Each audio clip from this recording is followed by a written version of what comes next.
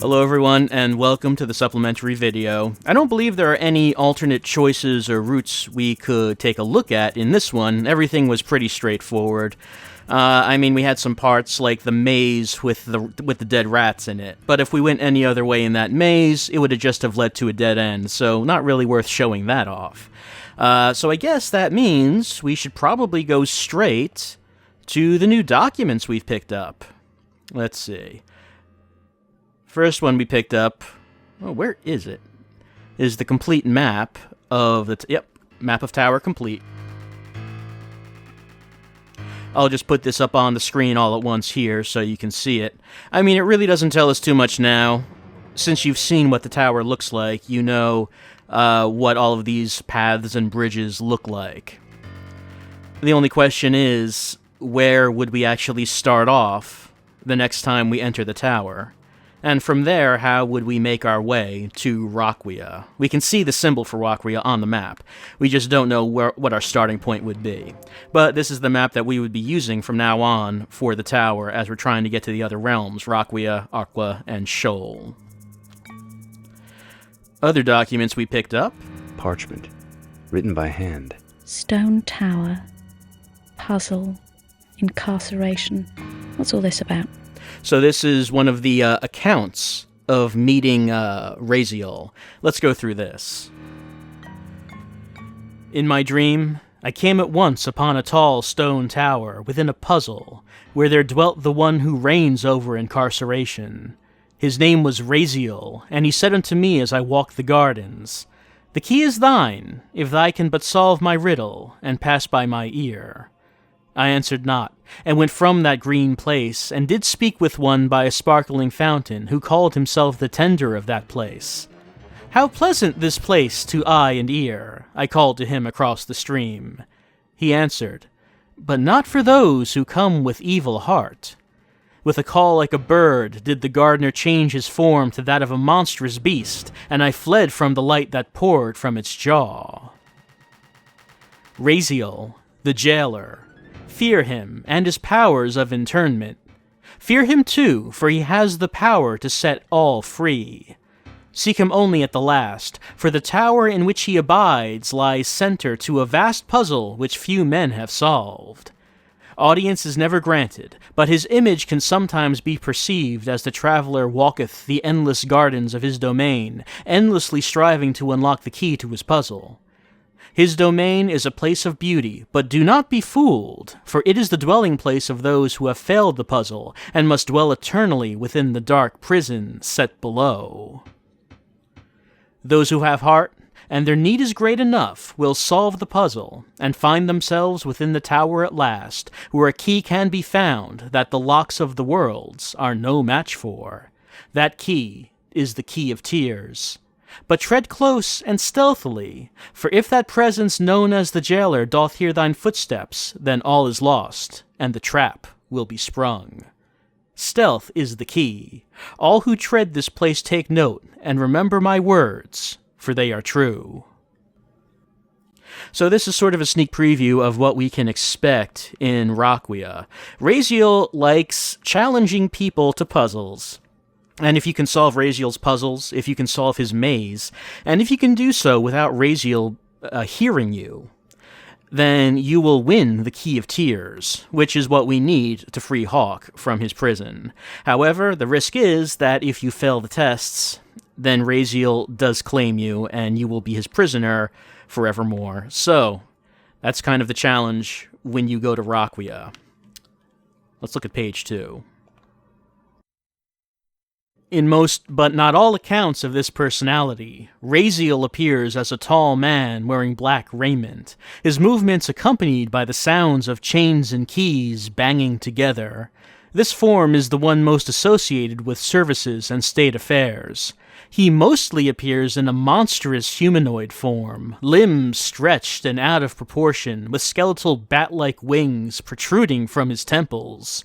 His teeth are of gold, and his eyes are of the silver of the monstrous keychain that swings at his side. Raziel's imminent appearance is always heralded by the loud sound of his key being twisted in a lock, and his departure ends with the deafening crash of a door closing. Authors unknown. Unsourced documents rescued from the Iranian merchant ship Condor, C. 14th. CF. All right, more about Raziel, this time about what his appearance looks like. I mean, if you remember, we did hear about this before from Rebecca, I believe, about what Raziel is supposed to look like. Well, I mean, we're getting a lot of information about Raziel, about Raquia. Makes sense, since that's where we're heading. They're really hyping this guy up, so I guess we'll see what he actually turns out to be when we get there. Let's take a look at another parchment. Handwritten text. What's it say? This reads like some religious text. Definitely no apocrypha I've ever read. Now, this one's kind of odd, because this is also about Raziel and Raquia. However, it seems to start off without really a beginning. It starts off with the words, whilst walking Raquia. And it seems like there should be something before that, but there isn't. Let's take a look at this one. Whilst walking Raquia. It is the place of spirit, and is ruled over by the power of the jailer. In my dream, I came at once upon a tall stone tower, where there dwelt the power who reigns over incarceration. He is the aforementioned, and he said unto me as I walked his gardens, The key of tears is thine, if thou can but solve my puzzle, and there passed by my ear. I answered not, and went from that green place, and did speak with one stood by a fountain. How pleasant this place to eye and ear, I called to him across the stream. He answered, But not for those who come to deceive. With a call like a bird did that soul change in form to that of a monstrous beast, and I fled from the light that poured from its jaw. I walked then the place of Aqua, and was told by the first soul not to write of this place if I was to receive what was rightfully mine. I left that place, and awoke with the mark of his word upon my arm to remind me of the pact.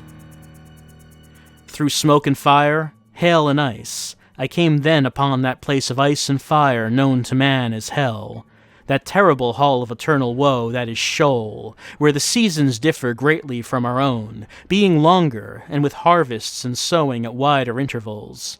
The people who live by the shores of Sheol are able to cross the whirlwind spaces to visit all of the places of the universe and can speak all other languages. Authors unknown. Unsourced documents.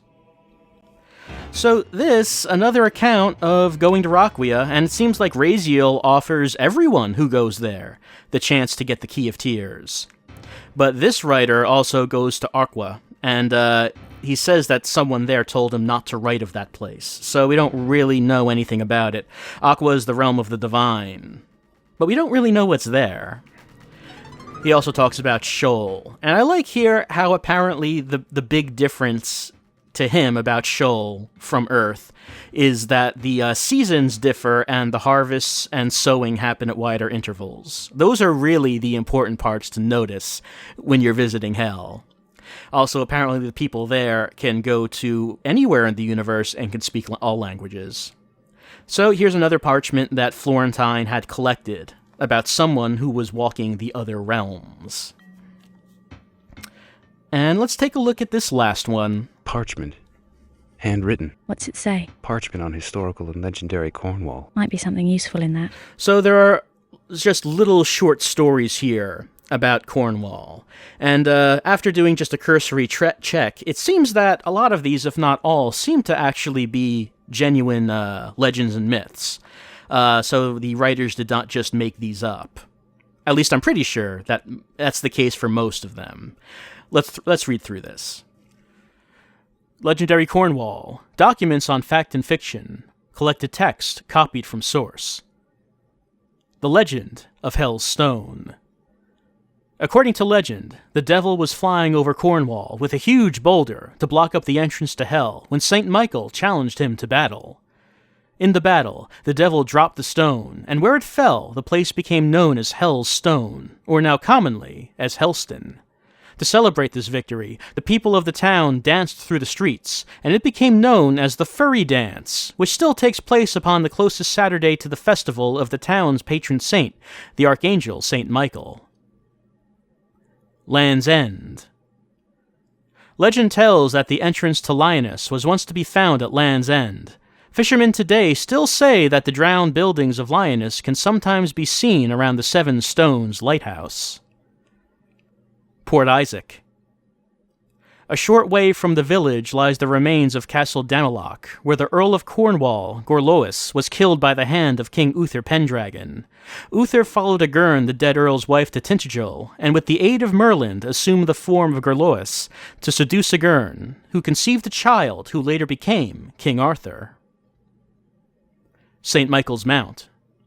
The Cornish name for this place is the Ancient Rock in the Wood, because at low tide there can be seen fossilized remains of an ancient forest which once covered the coast at St. Michael's Mount. So, this is basically some flavor text about the place that the game takes place in. We are in the town of Helston, and that bit about the furry dance is apparently a real thing. I had to look it up to see if the text was saying furry or funny, and yes, it is indeed the furry dance. Let's go on to the next page.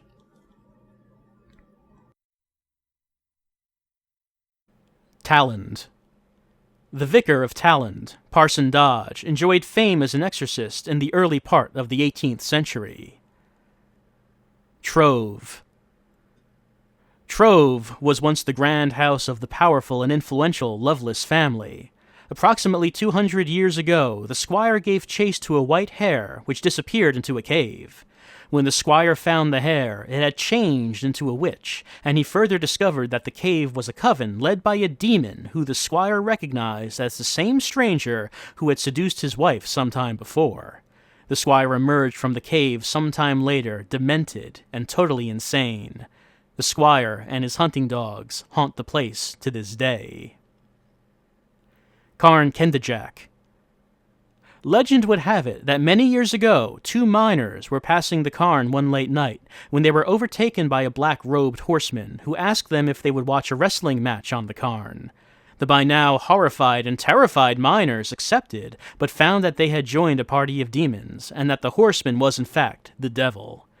During the match, one of the demons was thrown against a rock, and the two miners, who still showed a sense of Christian love, whispered a prayer into its ear as it appeared to be dying.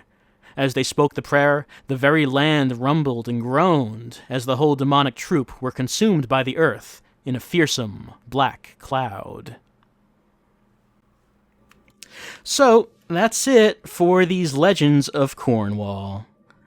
Again, just some flavor text, but doesn't seem entirely relevant to the game or the story. Now, let's go through some observations. I realized that some of the observations that we already have seen have been updated as I was looking through these. So first, let's take a look at Alf. He has some new ones. Like, for example, Holy Relics has been updated. The holy relics Alf uses to contact us. We found one, the breastplate. Anything? He may be dead, but the bond still exists between Alf and his possessions. That will never die. Magic? Ancient magic, maybe. Perhaps, but don't quote me on that, I'm not sure. Maybe no magic at all, just honourable word that cannot be broken. So there are, as you go through the game, there are a lot of assorted and miscellaneous observations that get updated when you do certain things or get to certain places, and you only really know about it if you go through all the observations over again. Like Falshire Knights. What do you know of the Falshire Knights? I once read of a battle fought between a company of rogue Templars and a group of knights, which I believe were of the Falshire Order. But I'm not sure where the battle was fought. I wonder if the Falshire Knights have anything to do with that helm we picked up near the armory. Right, an additional line by Adam. Since we wore that helmet, we got a vision of the battle between the Falshire Knights and the Templars. Voyage to the Tower has also been updated. My voyage to the Tower. Alf said I would have to travel to the Tower. We have, but we're none the wiser. You're right. He meant the tower where we met Raphael. As to being wiser, well, we're getting there. Be patient, Adam. Sooner or later, the answers will find us. Yeah, not many answers so far, but we will be getting there. Next one, Alf's blade was added after we picked up his dagger. Alf talked of this dagger as a key, a device to enter the realm of Raquia. I wonder if it's anything more. A key to what? I don't have an answer to this one.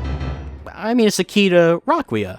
We need the blade so we can enter a portal to Raquia, is basically what Alf said. There are some mantle stones that you need certain items in order to activate, and the mantle stone that leads to Raquia needs Alf's dagger. Let's talk about the blade's magic. Odd blade. Curved. Apart from being a key to enter the realm of Raquia, it helped us against Belial. Took his face clean off. I think the design and style is somewhat Indian. And let's reflect. So Alf is a product of the Soul Stone. I'm not sure where that comes from. Did Alf say something like that? I really don't remember anything being said about that, but apparently that is the conclusion that Adam is coming to, that Alf comes from the Soul Stone, which we've been hearing some things about, but we don't really know what it is. Let's go on to Rebecca, who has a lot of entries, and a few of them have been updated, like her background. Here and there, Adam, Whoops. you know. I'm always on the move, being a lecturer. So, yeah, I think I skipped over the first line. Adam was asking again about Rebecca's background. If we ask a second time... Sorry to ask this again, but I didn't get a straight answer the first time. Is this about where I come from? Haven't I gained your trust? Is it that important? Okay. Suppose it isn't. So you can press Rebecca on her background, Adam noticing that she really didn't tell us anything about it, and Rebecca is rather reticent to come forward with any of that information. So you can ask her about it twice. Let's go on to dimensions. We see three-dimensional space around us in the physical world. Well, many regard the psychic world as four-dimensional, the fourth being a place where an individual may move from one place to another. Like the tower, you mean? Yes, exactly like the tower. That gets updated after we have been to the tower. And we can then reflect. Rebecca. She seems so sincere. Who knows? She claims to be a lecturer in ancient European history. One thing's for sure. She does have some form of psychic power. We'll see. Adam's still not entirely sure what to make of Rebecca. Now, something else that's been updated. The man with the hat. His name has been changed. It's Gaul. So I guess after we read his name on the wall, it's now been changed. He used to be called the Hat, now he's Gaul. Apparently we have come to the conclusion that this is one of the two people that the message on the wall was talking about. And now that we know that, he has new observations that we can look at. We've seen Gaul twice now. 3 times. You also saw him in the mausoleum. Remember the visions you had when you were branded? Yes, when Adam got the brands, he did see Gaul. That was one of the things he saw in his visions. And what about Gaul and the temple? Gaul said something in the temple. Do you remember? I remember clearly. He said, "By the 7 be bound, by the 7 to come, the power of one, thy will be done." Prophetic words. But we don't really know what they mean. What about Gaul and the crystals? Gaul took one of the green crystals in the temple. Why? For what reason? Whatever the reason, I'll bet it's important. Not the first time we have seen green crystals. They do seem to be important to this story. And now let's reflect on him. Gaul. I wonder what his role is in all of this. What's he doing in that green crystal he took from the temple? Weird. Strange eyes. Nice hat. Judging by the card, I have a feeling he's looking for me. Well, that's a pretty safe assumption. Now, let's go on to Tower Gates. Some of the tower gates we've seen don't work anymore, right? No, but there's a residual trace of power. It's as if someone's trying to stop something from either entering or leaving the tower. And maybe that could have something to do with the beast that we saw. That creature we saw perched on the tower gate. What the hell was that? Whatever it was, it might have something to do with the dysfunctional tower gates we've come across. And I guess the question is that beast destroying the gates? Or is another force destroying the gates to prevent the beast from coming to Earth? It's hard to tell right now which way that's going. Let's move on to Raquia. We know now Raquia is one of the realms we can access through the tower, the realm of the spirit. And with Alf's dagger, we now have the means to get there. One problem though, we need to find a part of the tower that will take us to one of Raquia's tower gates. The gate we took to the gardens won't help. And we'll have to look elsewhere. That note that's playing right now does not sound like it's supposed to be holding that long. I don't remember it doing that before. Well, sometimes you can have some weird things that happen with MIDI music. Let's move on to, let's see, the tower. And the tower and Florentine. Shed any light in the tower? Well, according to his journal, Florentine and his acolytes used the tower to travel somewhere. The journal goes on to name a place called the Chamber of the Soul Stone, within a place called Sheol. Sheol. That's what Raphael called hell. Well, whatever the Soul Stone is, we can assume that it's in Sheol. But we're not heading there right now, so I guess that'll be for later. Let's reflect. The tower. Strange place. And Raphael. Well, what should I make of him? The last of the gardeners. And the tower itself.